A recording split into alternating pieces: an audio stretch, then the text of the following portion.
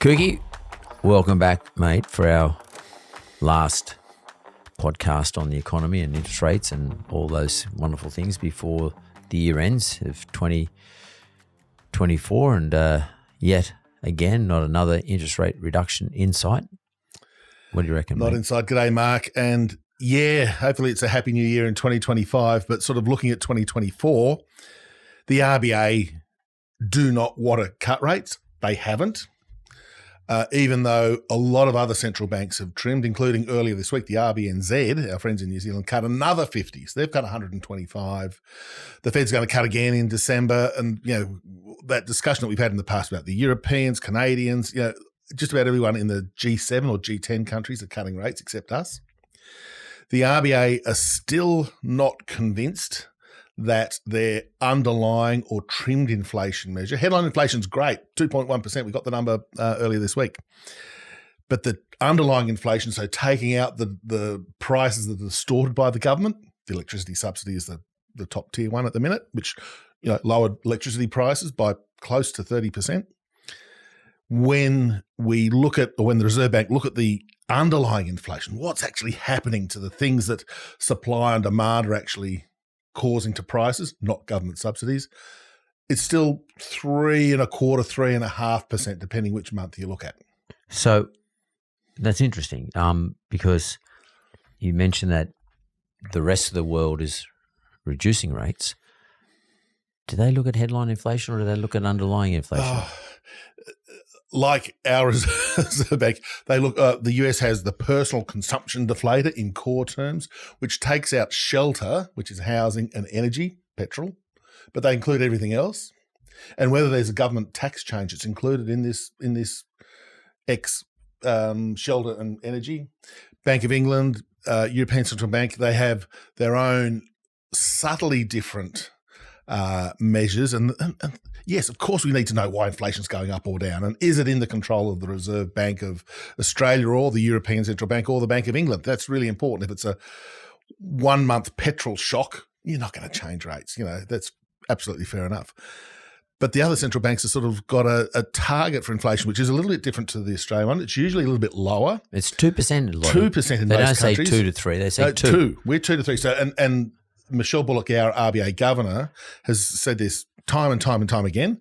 They're aiming for the midpoint of that range. So they're aiming for 2.5. 2.5. So we're slightly higher. So 0.5% doesn't sound much, but when you've got inflation in half the low twos, it's actually quite a lot of difference. As a percentage of 2.5%, 0.5% is a lot. It's 20%. Yeah, totally. Difference. Yeah. It's 1/5. So it's a fifth of the difference. Yes, correct. So that's a big deal. But if we could just talk about the, I think we just should cover this off maybe a little bit more deeply.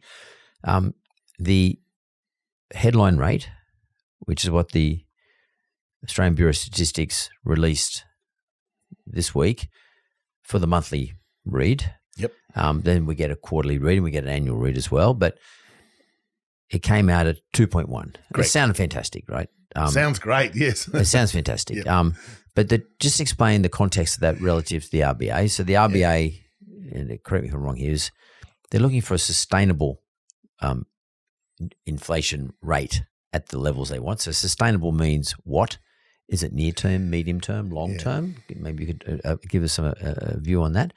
And is the reason they use a trim mean, in other words, they start taking a few bits and pieces out because that allows them to get a better confidence level at the sustainability. Because like if let's say Liberals win in the next election, coalition wins, and they say, you know, that electricity thing that we've been, the Labor Party's been giving everyone $75 a quarter for the last couple of years, we're getting rid of it. Yep. Is that what the Reserve Bank's worried about?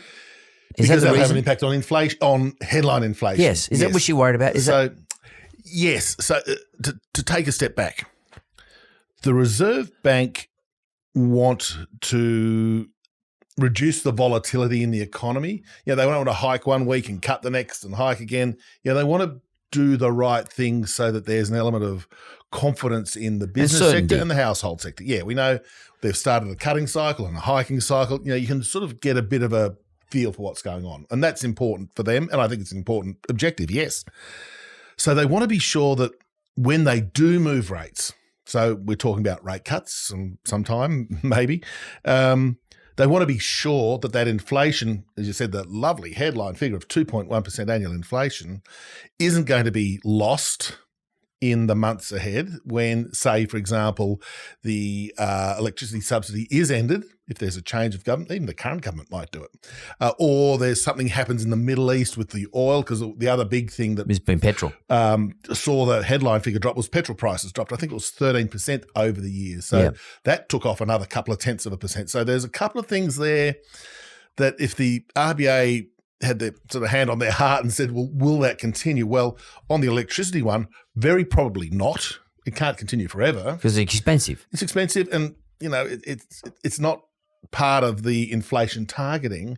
And the oil prices, we know, anybody who's filled up their car anytime in the last 5 years, you paid between $2.30 or 40 a litre and $1.60 or something I saw the other day. So that's a huge change.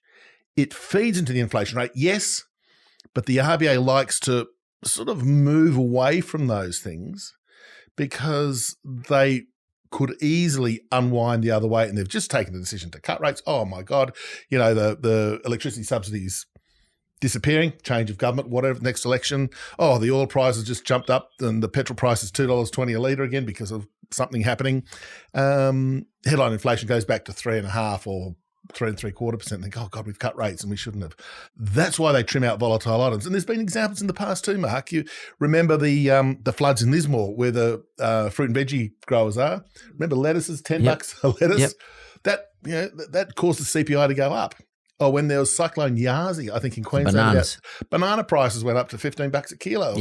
That has an impact on inflation. Now, you're not going to have the RBA hiking rates because lettuce and banana prices go up, because in a few months' time, the lettuces grow back. They dropped to $3 a lettuce, and the bananas came back to $3 a kilo. And so they say they look through or abstract from those. And I think that's what they're doing right now with the electricity and some of the other little things like the Queensland state government and the state election there. $1,000. Yeah, $1,000 and 50-cent transport fares, trimmed off a little bit of that headline inflation rate. So what does the mandate say, though? What are they mandated to do in a legislation point of view?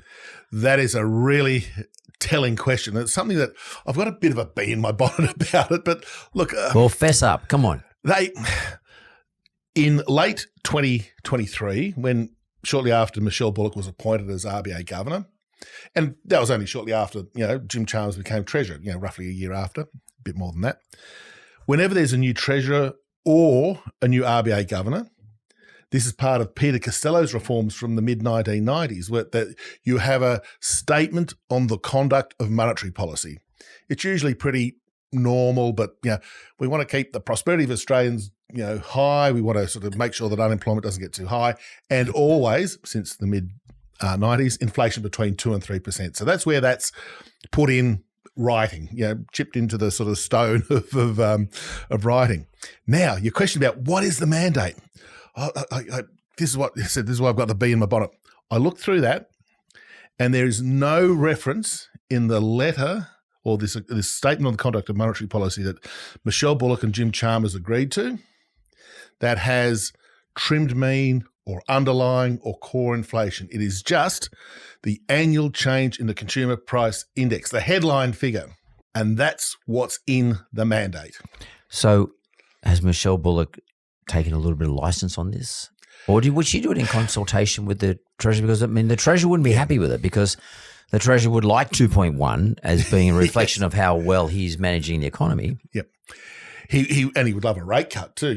Well, that's the whole point. That whole issue of the politics at the moment, which is a separate issue. Partly a separate issue. But look, I think at the end of the day, the Treasurer would agree that he can see that there are possibly temporary factors in this number.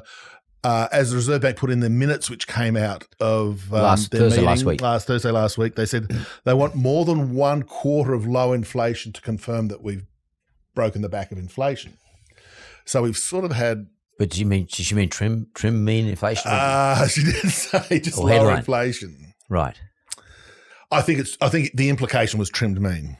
just on that, because I seem to recall, now it might have been one or two statements back, but Michelle Bullock, when the inflation numbers were getting quite, the headline inflation was getting quite low, I do recall reading that she said that, or she made some remark either in the video conference call or alternatively in her statement that they will be making adjustments for, let's call it government policy. She didn't use those words, and it was written up by all the journalists. The commentators went hard on it. Yeah. Would she have discussed that with the Treasurer, do you think? How does it work? They do talk, and so they should. And I think every RBA Governor and Treasurer for yonks have spoken to each other, and there's nothing sinister in that. I'm sure that Peter Costello spoke to Ian McFarlane and Glenn Stevens, and it's important that they sort of know what each other's doing. There's nothing wrong with that. On this particular issue, I'm sure they would have discussed it. I'm sure there would have been some correspondence and discussion to that effect. That's why Jim Chalmers hasn't been critical of the RBA. All he said is, we've got a headline inflation lower, hooray, politically and even economically to an extent. But he has not uttered one word of criticism of the RBA in this whole cycle. So to that extent, I think that there's been this discussion about, okay, great that headline inflation's falling, but we need to see that trimmed mean, underlying, whatever you want to call it, inflation rate back heading back towards the 2 to 3, and definitely heading back to the 2 to 3, not just a blip lower and then it jumps up next quarter. So you saw the numbers that come out this week. So what surprised you in the various categories of the CPI number, inflation number? What surprised you in the ups and downs? Yeah, look, the things that are going up, we might as well start with the bad news first. No real dwelling rents came off a little bit, but that was because of a rent subsidy. So without them, rents are still running at about 6.5%. Education costs are still running at about 5.5%. This is in annual terms. So still very strong. That's private school fees and these sorts of things. Insurance still going up 5, 6, 7%. Very, very high. We know the reasons for that. The cost of insurance and the changes that are going on in the insurance industry are very expensive, and tobacco, which is a health issue. Well, there's huge indexation of tobacco taxes. So I think tobacco is up 13%. So they're the things that went up a lot, and some of those are government policy, by the way, too. So we should trim them out of the inflation rate, which they did. Just by the way. Things that were weak, well, we mentioned electricity, down close to 30% year on year. Only because of the rebate, though. Only because of the rebate. Without the rebate, I think someone calculated it to be up about 3 or 4%. So the rebates had a big impact there. But things like... So that had a negative outcome. So what I mean by like a minus inflation. Prices fell, yes. Yes. Yeah, so deflation in that economist language. Yeah. We also had prices that were weak or falling in things like... meat and seafood. So meat prices are lower, if you believe it or not. Things like clothing prices are coming down because, again, that's a discretionary item. And with the economy being pretty subdued, consumers under pressure, do I really need to buy that new shirt or that new dress or those fancy new shoes? No, I'll hold off. So the price of those things is also coming down. The other thing that shot up, and I think this is a bit seasonal because these were October numbers, was holiday travel. So that's coming into summer and school holidays, or everyone's booking their, Airbnbs and hotels and airfares and all this sort of stuff. It shot up, but I think that's more seasonal and then it'll sort of drop away in January, February. But when you add it all up, even excluding, and when you excluded the big negatives on petrol, as we mentioned before, and rent, and the rent subsidy and the electricity prices, you got the inflation rate still above 3%. So there was a lot of items that did go up. There were items that went up, correct. A lot. And things that are sort of not discretionary, like insurance. You've got to pay that. If you've got kids, you've got to pay your school fees. Yeah. Yep. Yeah, so like maybe her way of looking at this is sort of fairly sensible in some respects because the only things that really went down are things where there's subsidies. The big falls were subsidies, correct. But a couple like clothing and those sort of things were due to a weaker electronic. But they're more discretionary. I mean, and the other thing. So that means that monetary policy is working, by the way. So the rate hikes are working. Yeah, no, they are, and they certainly are. And that's a good thing. So if you sort of dissect the numbers that way, I think the RBA would be pleased to see that they've got their that policy's component of working, inflation. but they haven't got the outcome yet. No, correct. Yes, and it looks like to me then that because it would seem one of the reasons perhaps that she looks at the trend mean anyway is because those things that came back quite significantly. For example, holidays. Backwards. Backwards. Oh, sorry. Yes, apologies. Yes. So, for example, like electricity, came out. The issue with those is they are heavily weighted in the calculation of the CPI because everybody uses electricity. Correct. It's not everybody buys a shirt. No. Yes, in fact, clothing doesn't have a very high weighting. It doesn't have a high weighting. We spend much more on food and those sort of things than we Petrol. do on petrol's got a high housing and dwelling rent. It's a high proportion of your income is allocated to those things. Correct. And therefore they put a heavier weighting on those reductions, even though it's only $75 a quarter. It's only $200 a year for each individual. Let's take Queensland out of it for the moment, but it's a couple of $100 per person. It affects every person. Everyone got it. Every single person got it, from Gina Reinhardt to an 18-year-old kid who's living out on his own. Yep. And because everyone got it, it has a heavy weighting. Therefore, when you add all these $200 up by every person every person living in the population in Australia that is over 18 years of age, then it actually has a big effect on the CPI calculation. On the household consumption and the weight. Again, unlike tobacco. Yeah. Even though tobacco prices went up, only 10% of the population smoke. So, it's got a relatively small weight because it's not a major household expenditure item. So therefore, if we looked at 90% of people don't smoke, which is a good thing. So when we look at the cost of living, then we are looking at the cost of living. I would expect we are looking, and she's looking at the cost of living for the majority of the population. So, has the cost of living for the majority of the population only grown by 2.1%, or has the cost of living for the majority of the population grown by 3.5%, which is the trim mean, which is not where she wants it. Yeah. The good news is that, yes, we are saving $75 a quarter on electricity. It is a cost of living relief. So, your bill comes in, there's $75 off. That's great. Thank you very much. Good news. So it is a real saving. Fill up my car. God, it only cost me $80 to fill it up. 6 months ago, it cost me $110 to fill it up. You can sort of see those sorts of things coming through, but then offsetting that, my insurance bill came up. Oh my God. School fees came up. Oh my God. Yeah. All those things which are the rent. Really high. Rent. Oh, the landlord's whacked it up another $50. And by the way, I'm not renting, but I've got a mortgage. My mortgage has gone up. I know that's not included. It's not included, but you can, yes. But my mortgage has gone up. Correct. And you can sort of see those things coming through in the data. So this is why, if we cut some slack for the poor old RBA, particularly when you know that interest rates are at a peak. It's just a question of when, how much they cut and these sort of things when the rest of the world's cutting. So their dilemma, and it is a dilemma, I would say. I'm sure they would love to come be on in a this position to come. Well, we can ask. Andrew Houser might. The deputy governor. He's a very chatty. We'll get him on if we can. Leave it with me. You know him. Leave it with me. I'll have a chat for early in the new year. I think there's a blackout like 10 days before a board meeting. Well, maybe a day after. I'm happy to have him day after or the week after. I'm sure you. We'll talk about this, Mark. Anyway, we'll offline. We'll have another chat. Andrew, if you're watching, I'm sure he is. I heard he watches this. Yep. This is one of the most popular economic updates in the country, mate. It is. It's great. And by the way, can we just take a small tangent there? Yeah. A couple of months ago, I had a holiday. I saw my son over in Italy. This is not a brag or anything. We caught up in Italy, walking down the streets of Florence, sort of just going to the Duomo. Hey, Kooks, how you going? I said, oh, yeah, who are you? This is in Florence, in Italy.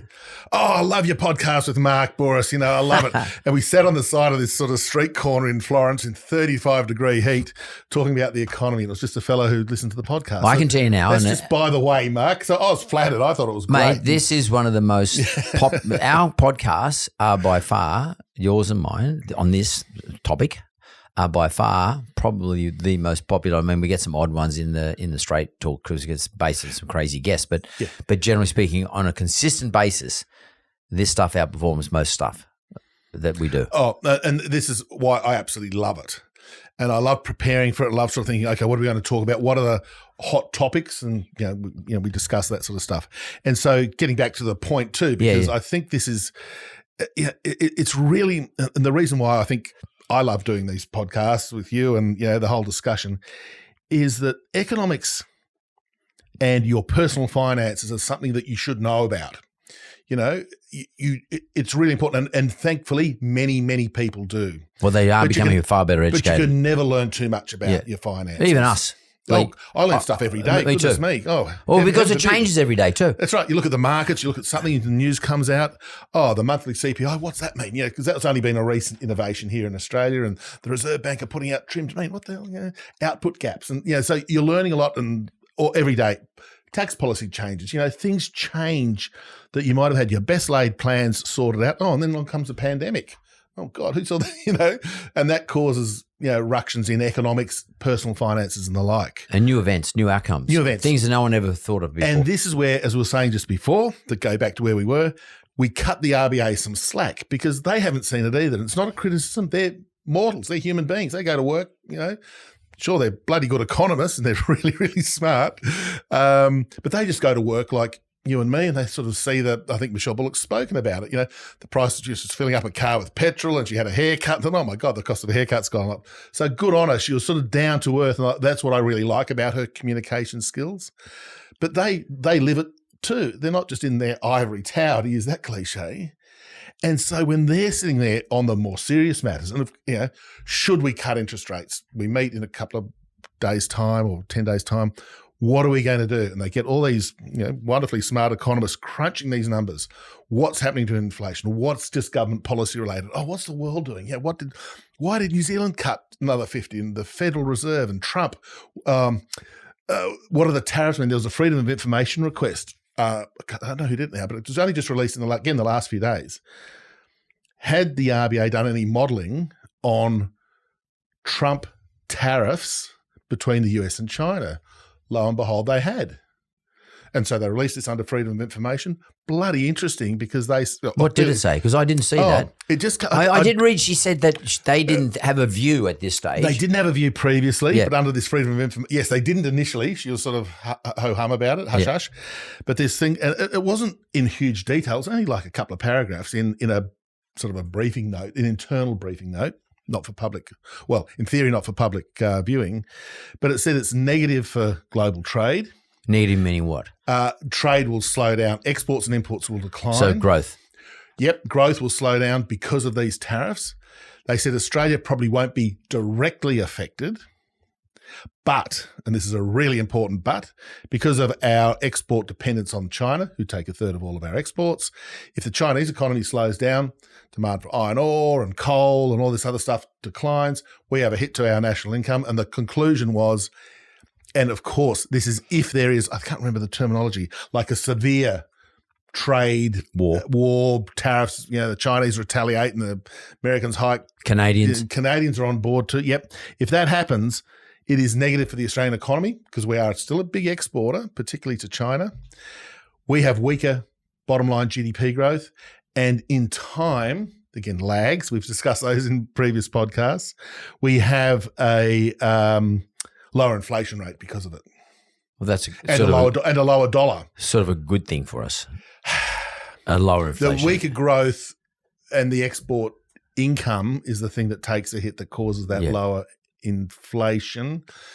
And that was sort of the conclusion. And I think everybody who's done any economics on international trade would agree. And there's a couple of other very smart people. Stephen Hamilton from one of the US universities, he was sort of on the radio. I listened to him the other day, and he just sort of very simply said, every bit of decent economic analysis on tariffs, bad for economic growth. And Australia's going to be caught. And maybe we should just quickly touch on what happens when we have low economic growth here in Australia, for example, and particularly in relation to our exports. That actually folds itself into government collecting less tax because the government has been doing, fortunately, really well out of the big mining companies, and collecting a lot of tax, which has been helping our surplus deficit management process. Now, if for some reason our national accounts are lower and we're exporting a lot less because China has a lot less demand because it's getting less. It can't sell as much as it usually sells into Canada, into the United States, into other places.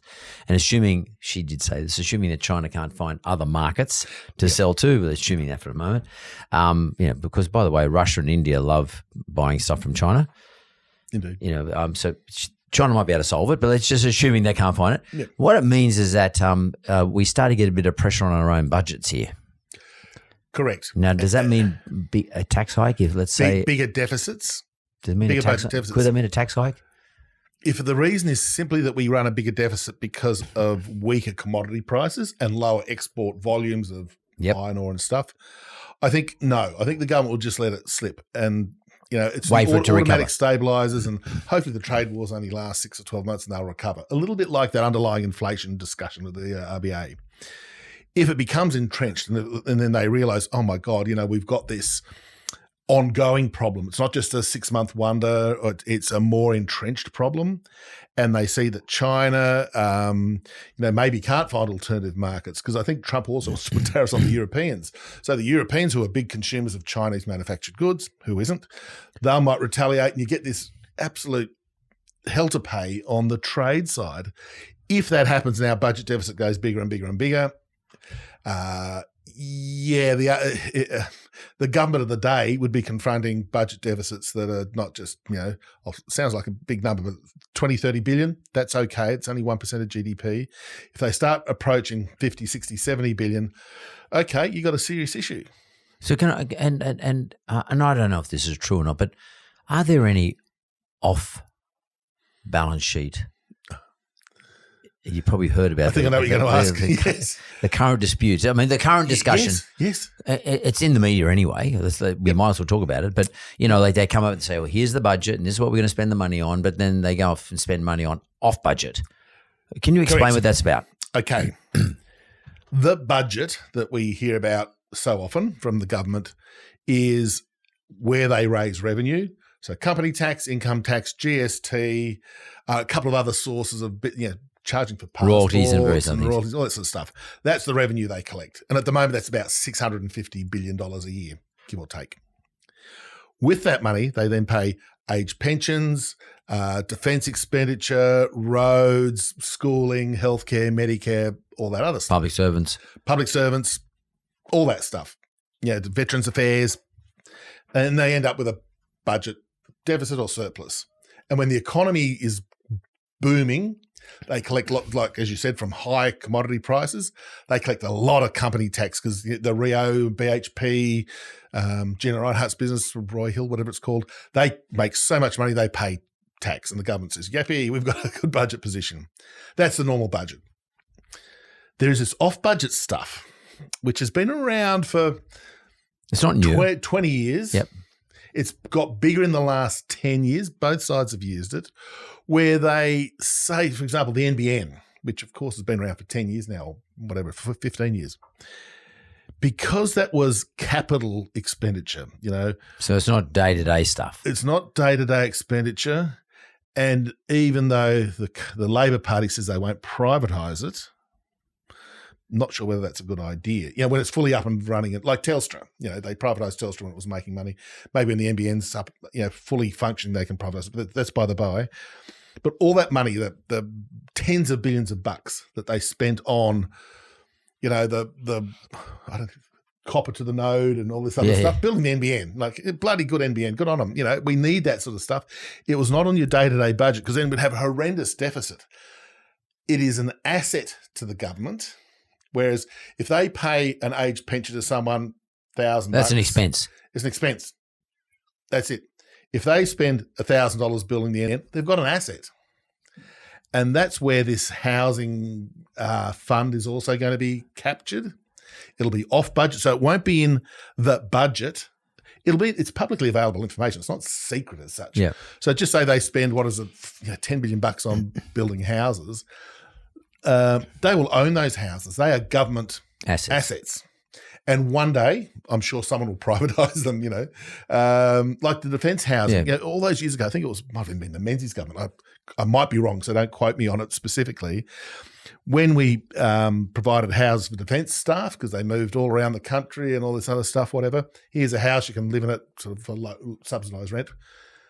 The Defence Department owned the houses. They end up selling them. And then they ended up selling a lot of them. In the 2000 period. Yes, to get the cash in the door. Yep. So privatising, or getting rid of them. Asset sale. So it's a bit like a company. And so that wouldn't be on the budget either. So the critical thing is if they do sell stuff from the off-budget side of the accounts. Well, let's call it off. It's nearly capitalised expenditure. It effectively is. There's probably a few other bits and bobs associated with it too, but it is an asset, and when they're sold, that is off budget too, because you can imagine you can't bring that into. If they sold the NBN, we've got a budget surplus of $50 billion bucks or whatever. Worth. So you can't add that into revenue. So no, correct, you don't. So it works both ways. But at the moment when we need infrastructure, productivity. We discussed productivity last time, Mark. It's crap. Our productivity is not good. We need to. Both the government to build efficient roads and NBNs and all this other stuff. Great. We need the private sector to do it as well. So in a sense, I want to see CapEx. I like CapEx. I like business investments. It's the sort of underpinning of our whole economy, private and public sector when it's done well. So not roads going nowhere or $20 billion bloody road train tunnels that carry half a dozen people. I want to see proper productivity enhancing CapEx coming through. So it's a bit like corporations, but if a corporation has its day-to-day expenses, it all goes in the profit and loss account. But if it spends something on building infrastructure, it might be, there might be some capital items that can capitalise some of their expenditure. Yep. It doesn't go into the P&L, and it gets carried on the balance sheet as an asset. But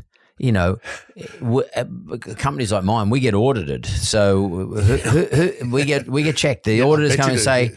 That thing there, that amount of money you're carrying for those assets you bought, we want you to revalue that down or up. We don't think that you should be carrying it for $10 million because, whilst we actually can't see how you're going to earn money out of it, or we can't see the relevance of it for the future. We can't see the value in the asset. Yep. Who does that at the government level? Does the Auditor General check this stuff? There are checks done periodically. So the value of the NBN is the sort of the big ticket item at the moment. What's it worth?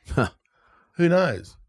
A lot of money's been invested, and it's worth something. Yeah. It's worth something, but is it sort of going to be swamped by technology still? Is this all, it's good for the moment, but in 10 years' time, will there be a new... Is it redundant? A new thing that just swamped, like Telstra. Telstra used to be mega big company, and it's still a good company, but it's Mickey Mouse compared with what it was because... NBN came along. So will there be a new way that we communicate and send, I don't know. Telepathically, whatever. Maybe Musk will have an idea. You put a chip in your head and you can talk. But there's something that could happen there. So that's what makes it very hard to value. As an Australian citizen, your taxpayer dollars are going there. I'm not sure who checks it. Yours and my dollars are going there. I'm pretty sure it's valued because, again, that comes off, this is the thing on the federal government's balance sheet. There's gross debt, which is the amount of bonds they issue. By the way, they have to borrow money to buy the stuff that's off the balance sheet too. So there is an accounting in the amount of government debt, but it's offset by the assets. Assuming the assets are worth that. So the assets are worth something. So there is a valuation done of it. Reminds me a little bit of the Future Fund. That is not part of the government's budget. Even though the money that was put into it was from budget surpluses in years gone by, when particularly the Costello period as Treasurer back 15, 20 years ago, whatever that was, when he was running big budget surpluses, he put a whole chunk of money into the Future Fund. And they've invested it, like any asset manager, and they retain the earnings, like they don't have to give the profits that they make from investing in shares and bonds and property and all these other things back to the government. They retain them and build up the value of the future. But that's fair enough because you can see the assets. And they put out a quarterly and annual reports, and they got lots of stuff. And although they've got some things like a lot of roads and utilities that are very hard to value. Like, what's the value of an airport? I don't know. You might have paid $10 billion and you might market at 15 because there's so many more people flying, and you can sort of see some cash flows coming. But you collect rent for it. You do collect every time a plane takes off and lands. So you're collecting the rent. Shops and things. You probably can value it. I mean, I know the reason I raise it. No, Mark, it's a really important point, and I'm hoping that there's even more transparency. This recent media push on the off-budget things, I think, is a good thing. We need more of it. So, Jim Chalmers, if you're watching, mate, Jim definitely watches this. Put out some more information. Well, he told me he watches this. We talked about it. So he loves you, by the way. Probably not so much me, but like he rates you. So okay, so we had this week. We had the inflation number, the CPI number. Yes. We've covered off the difference between headline inflation and the trim mean. In other words, the trim mean right now is actually gone up from the last read. Ticked up in October. It's gone from 3.2 to 3.5. Correct. 3.5. And when I first saw the 2.1 and I started reading a few commentators, more mainstream media, talking about, wow, looks like we're going to get a rate reduction. And I immediately looked at the trim min and I thought, no. In actual fact, she's probably going to be even a little bit more jaundiced by this number because this number is actually bigger than the last read. And then the other thing I wanted to cover off then we haven't talked about is in her last week she put out their minutes.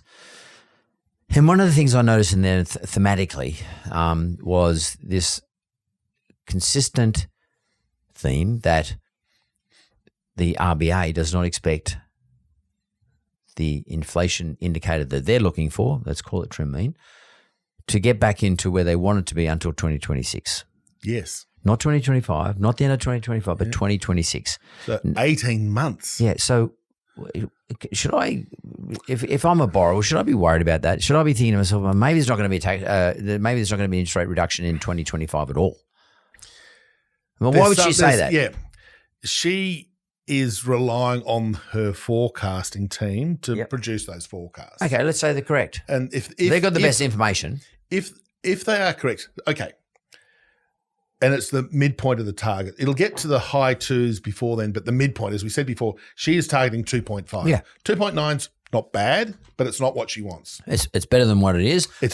But she wants 2.5. Yeah. Now, if that were to evolve over the course of the next 18 months, so each quarter goes from 3.5 to 3.2 to 2.9 to 2.8 to 2.5, whatever that trajectory is, if it's something like that, which I think is roughly what their forecasts are, then you've got your what we might call a neutral or equilibrium inflation rate. So therefore, you need a neutral or equilibrium interest rate. Right. Because if you keep, and they say the 4.35 official interest rate today is restrictive. Yep, we all agree. Everybody and their dog agrees that it's restrictive. Yep. So they would be trimming, don't mean to use the word trimming, they would be cutting interest rates as that inflation rate fell, because if they kept them at 4.35 and didn't cut as the trimmed mean inflation rate went from 3.5 to 3.3 to 2.9 to 2.8, it would overshoot on the down, then go to 2.2 to 1.9, and because we, the Australian community and the economy would still be under pressure from restrictive rates. So it says to me that when we get to that dream bullseye 2.5% inflation target, if it's hit in, let's say, 18 months' time, they'll have adjusted rates to neutral. And this is, again, it's a little bit like Nehru. I don't want to bring up Nehru, but like the neutral interest rate. What's one that's not too hot and not too cold? It doesn't help your economy, but it doesn't hinder it. We know that's about 3.25% maybe. So it's about 1% or maybe a fraction more than 1% lower than it is today. So if we get to the middle of 2026, inflation's at 2.5 and looks like hovering around 2.5, I reckon we'll have had 100 points roughly of rate cuts over that time. Now, they might start later than sooner, but if we get that 2.9 being registered, in the not too distant future, they'll do a 25. So they'll do a 25. Okay. They'll do what we might call baby steps. They'll just very cautious, just put their foot in the water. Oh, gee, yeah, we can go 25. Okay. And see what happens. So in terms of, let's call it trim mean, we're at 3.5 now. Let's say it goes to 3.2. What's the magic number that you think we'll see our, obviously we're not relying on this, but what would be the number? 2.9, 2.8? Where do you think they'll make their first rate cut?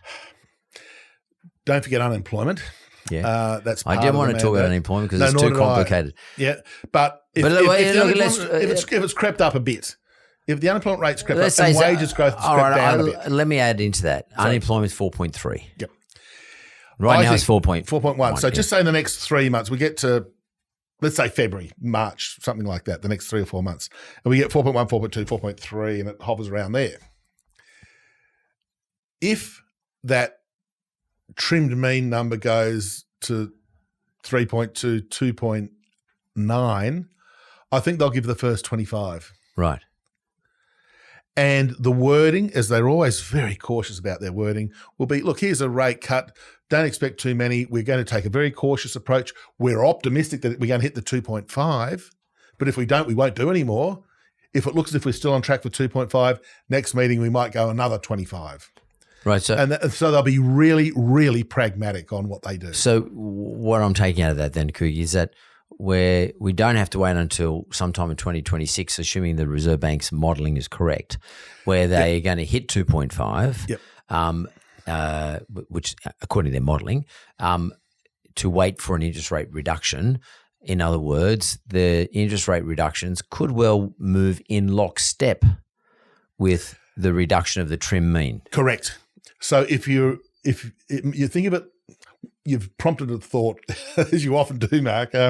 So that 2.5, if they get 2.5 in the middle of 2026, 2.5 inflation rate, and they know they've got to have a cash rate, let's just, for argument's sake, say 3%, just for argument's sake. As they see that inflation rate ticking lower, they'll go from 4.35 to 4.1 to 2.8.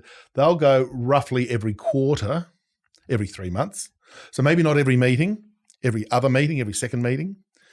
Knock it down a bit, knock it down, see, and if they're wrong, like we all are from time to time, they'll either pause, or if it's a bad economy for whatever reason, maybe the tariff wars or something, they might go a few more times. But I think they'll sort of match, you're quite right, as the inflation rate now falls, not from the peak that we saw 2 years ago of 7.8 or 8%, whatever it was, but as the inflation rate now falls, you can sort of put a slight tick in the box for the rate cut coming soon. But you've got to see it fall. We want to see, I like the monthly inflation numbers. They are very volatile, but it's the quarterly ones that the RBA's put all their money on. And the next one comes out at the end of January. Correct. So the next one we're going to see is the end of January after Australia Day usually. Correct, yes. What's sort of interesting about this, and for me anyway, is builds a bit of confidence for our customers and all the consumers here in Australia, especially those who got mortgages, is that there is some hope in all this, that we're not going to have to wait until 2026 when the modelling pans out to be correct. We also know that what you're saying is the Reserve Bank doesn't want to leave it too late because too late, yeah. Because this could go from 3.5 to 3.2 to 2.5 to 1.9. It could, and really that's quickly. They do not want that to happen. Really they do not like inflation to be too low. And what's also good about this is it brings it back a bit of confidence to me, because what I'm used to seeing and you're used to seeing over many, many, many years since, is 5 rate reductions, 5 rate increases, 5 rate reductions, steady, 5 rate increases, steady, 5 rate reductions. Like it was always 5s and 6s. That was the good normal days. Okay, when the global financial crisis came, they did a couple of really big cuts, and the pandemic, fine. That they were unusual events. In a normal cycle of ups and downs in the economy, in inflation, in unemployment, they do a couple of moves in the one direction, down or up. So we're talking downs now. They do then. They just sit back for a few months, and if it pans out, here's another one. Or we've seen this many, many times. They've left. There's histories sort of filled with examples where they've left interest rates steady for 18 months. Yeah. Well, they've already up to, the last move was in November last year, so up to heading to 13 months. They don't meet in January. That's 14 months. February, assuming they don't go, then that's 15, 16. So it's sort of going to be close to 18 months with no change, despite how much we talk about it. As a matter of context, and so people don't get too over stressed about all this. Yep. What you said is a very important point. We've had 12, 13, I can't remember now, 12, 13 interest rate rises, quite a number of those are 50 basis point rises. Yep. As you then said, like it's been a long time since we had a rate rise, but definitely an even longer time since we've had a rate reduction. Yep. Is this because, and this is very unusual, what we are currently experiencing, this long, high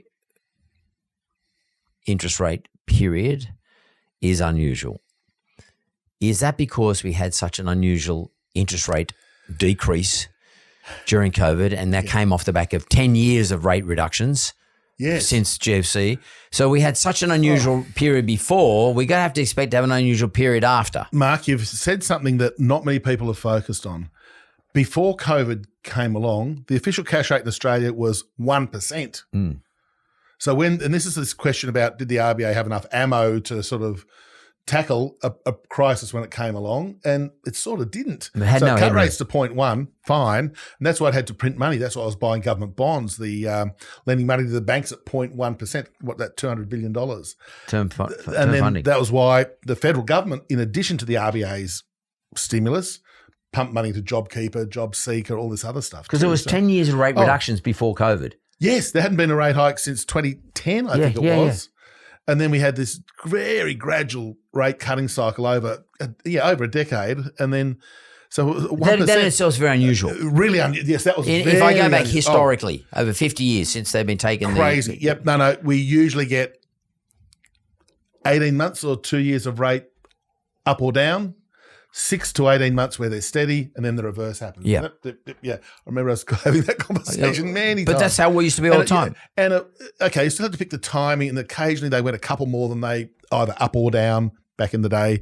But this time they were starting from such a low point before COVID. They cut them to such a low level during COVID. And so they had to play catch up in the period when we learnt to live with COVID and things were open again, and that's where the inflation pressure boomed from. So therefore, it's sort of explainable why it's been such a long period. We have been sort of, let's call it suffering, these high rates, relatively high rates. So, do you expect us to get back? Let's call it normalize. Yeah. So, do you think we'll normalise?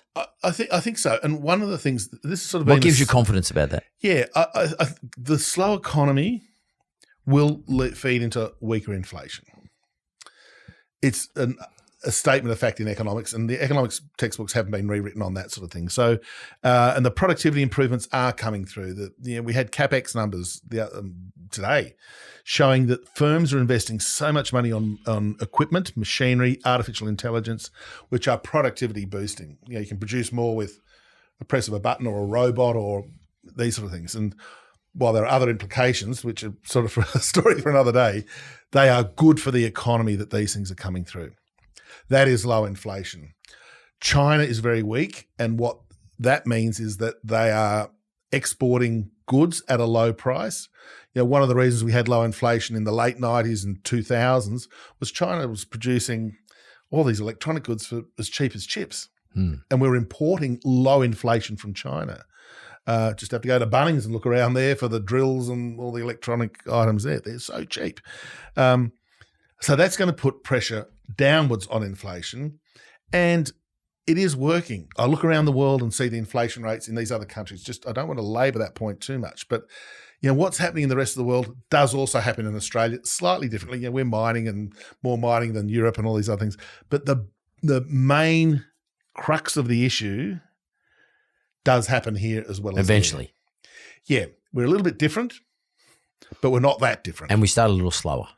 We started a little slower in the hiking process, so that was that no rate hikes till 2024, that era. And so they caught up after that, and now we're sort of paying part of the price that we're going to be slower to cut. Right, let's have a look at your board, mate. Okay, Mark, our famous monetary policy checklist board. Everyone talks about it. And I love it too because it explains it so easily. Okay, GDP. So where's the economy? It's really weak. We'd be easing. We get the September quarter numbers next week. They'll show GDP about 1.3% in annual terms, too weak. Inflation, what would the government like to see? Government would love to see 2.5 to 2 3/4, maybe 3%. What are their budget? What's the budget assumption? The budget assumptions are between 2.5 and 2.75. Yeah, right. And we're at 1.3, 1.4. Yeah. It's really weak. Yeah, totally. If that was the only thing, they'd be cutting. Inflation. Putting that there still. No, they're not going to hike. I'll put it in neutral because they're not going to hike. They're not going to cut. It's as we've had that long discussion. Labour market. Now we're talking about unemployment here. Unemployment's 4.1. Still hasn't budged. It hasn't budged, Mark. Like this weakness in the economy. If I've got 30 seconds, I've heard this discussion from people who are smarter than me talking about it. The change in our labour market in the last 5 to 10 years means that we're not getting that increase in unemployment because if you lose your job at a retailer or something, you go home, you think, bugger, I've lost my job. I still need to get some cash. Oh, I'm going to drive my car and become an Uber driver. Yeah. So you're going to get some money, maybe not what you were earning before, but you're going to keep your head above water financially. And so the jobs numbers look good, even though people are hurting financially. Because they're not registered for unemployment. Correct. If you're driving an Uber, you're not unemployed. No. Or other things like that. So that flexibility, and you look at the number of new ABNs, Australian business numbers that have been created from the tax office, bloody huge. And which is what Uber guys have to do. Which you've got to do. You've got to get an ABN. You've got to set up yourself as a company. That's interesting. So it's really interesting. So the company increases, maybe. We don't know yet. We need to see a bit more research, but maybe that's the labour market. Wages. Now, that's one that's moved from last time. The wage numbers came out 2 weeks ago, 3.5% for annual wages growth. That's the Goldilocks. Not too hot, not too cold, just right. That's a really good result. International economy, I'm putting in easing. Rate cuts, New Zealand, China, we mentioned the world economy, really weak, still is. So if we're part of the world economy, that's rate cuts. House prices, they're starting to soften. We haven't really had a good chat about house prices recently, but Sydney's now down a smidge, like 0.1, 0.2. But it's not growing either. No, it's not growing. And on a $1.5 million house, 1%, who cares? It doesn't matter, but it's gone up so much. So I'm leaving housing in neutral. It's sort of, they're not worried about it because of house price inflation, nor are they worried about the effect on the banks of a house price crash. Yep. They just let it go through to the keeper. Retail sales. That's moved from the easing to the slightly less easing. September quarter retail sales, while they weren't booming, they're a little bit better. The income tax cuts, which most people got on the 1st of July, these subsidies, the $75 I'm saving on electricity, did go into retail spending. So still weak, but not as horrendous as it was. Same with consumer sentiment. My mates at Westpac, their consumer sentiment numbers gone up 14%. Wow. In the last 3 months. It's just under 100 now. The chart is absolutely fantastic. So we're not quite back to neutral, but it's gone up a long way. Again, maybe because stock market's at a record high, people got a bit more money in their pocket. Inflation's down, so that helps your cost of living. So that might be part of the reason. Super's up. Yep. Building approvals, keep that in easing. We need to build more housing. Even though building approvals have inched up the last little bit, they're still bloody weak. Business investment, we had CapEx numbers, solid, neither good nor bad, again, so they're okay, so leave that one there. Business confidence, I'm tilting towards the easing side. The NAB survey of business confidence and business conditions tracking lower with the economy, so businesses are okay, but they're not strong. Commodities, dead neutral. Oil's really cheap. Iron ore's come off, but then you've got a lot of agricultural commodities going back up, so that's your inflation, that's your global inflation thing. So olive oil, orange juice, coffee. Those, which are really important commodities. They're basics. Yep. Stock market's at a record high. I wonder Unbelievable. if you tighten. I'll leave it in neutral. The RBA never mentions the stock market unless it's crashing. But it does have an effect on the wealth effect. Oh, it has a wealth effect, definitely. Yeah, especially for your superannuation account. So everybody check your super balance. You're probably looking okay. And current rates are restrictive. So I'll move that to the easing side. So we're not talking rate hikes. We're either on hold or cutting at some stage. So there's still enough, and as we've mentioned before, up the top end of the board, they're the ones that have a higher weighting. They're way more important. And these three, which are neutral, are way more important than these ones that are sort of in the easing side. So inflation, labour market, they're the two buttons, red buttons, that we have to move across to the easing side before we can sort of put our hand on the heart and say, hey, RBA, you got to start cutting.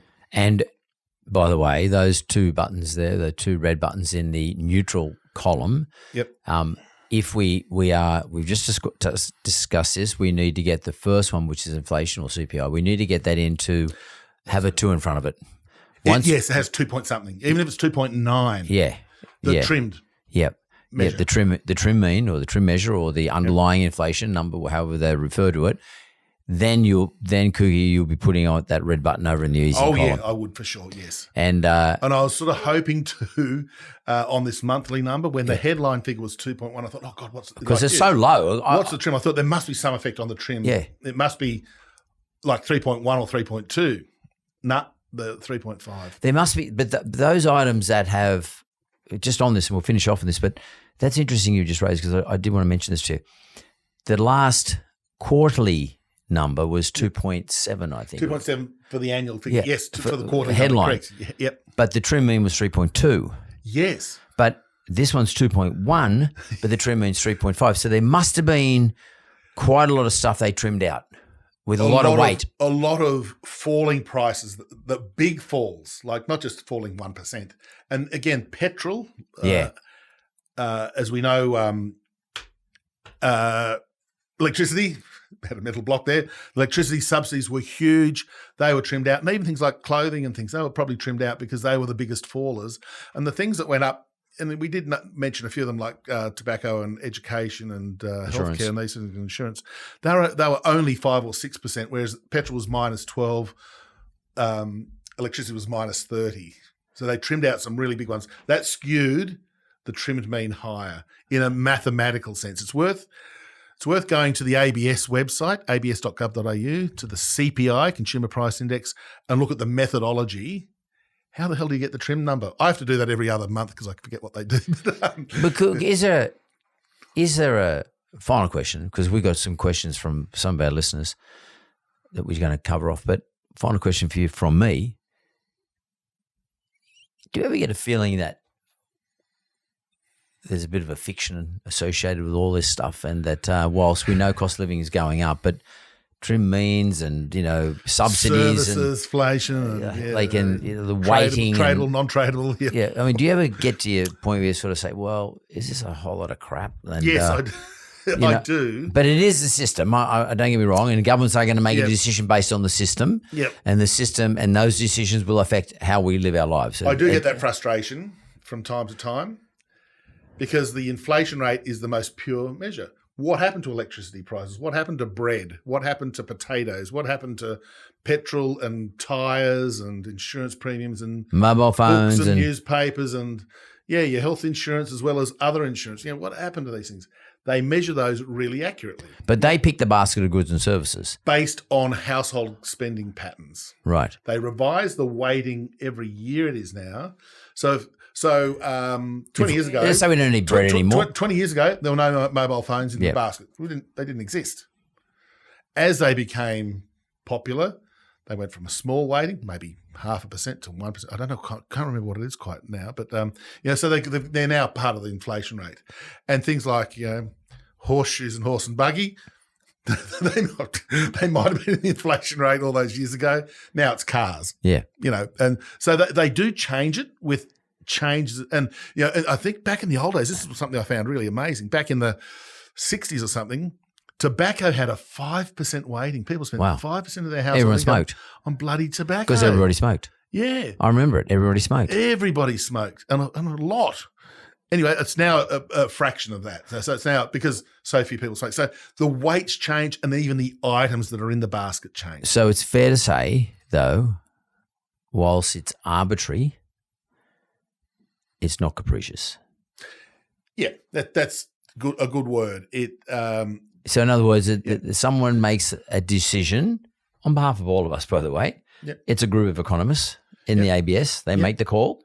Yes. They definitely don't socialise it with us until after they made the decision. But it's not capricious because there is mathematics and logic associated with it. And there's I can't remember the name, but there is a World Statistical Convention. Yep. So our labour force numbers are calculated the same as they are in the US and the UK. Methodology-wise. The methodology is the same. Yeah, because... So otherwise you're comparing apples with oranges. Oh, US has got an unemployment rate of 4.3 and we're at 4.0. Oh, what's the difference? Oh, they calculate it differently. Yeah, it's like our GDP. Some countries calculate it a little bit differently, but we try to have the same methodology on inflation, GDP, labour market. So the Bureau of Statistics here, who have actually got a world-class reputation, they are really seen as one of the highly best regarded statistical agencies. They don't revise data much. They don't sort of make too many errors. Whereas other places, occasionally you see, like the US, they revise their employment numbers by 1 million people because they got the population estimates wrong. Okay. Right. That could be pretty important if you're the person setting interest rates based on these numbers. Oh, we're 1 million out. Oh, shit. So we have revisions, don't get me wrong, but they're nothing like that. And so they try to do a good job, and they just try to get the numbers right. I've spoken to the ABS in the past on different issues. They just want to get the numbers right. They don't want to get an error in their numbers. And I think we should be clear. They're independent of everybody. Oh, yeah, it's independent of everybody. Including correct, the Reserve Bank. So, yes. The Reserve Bank doesn't even know. We all know at the same time. At 11:30 when the inflation numbers come out, as I understand it, the RBA waits at 11:30 like all of us. Holy smokes, look at that number. Yeah. and react accordingly.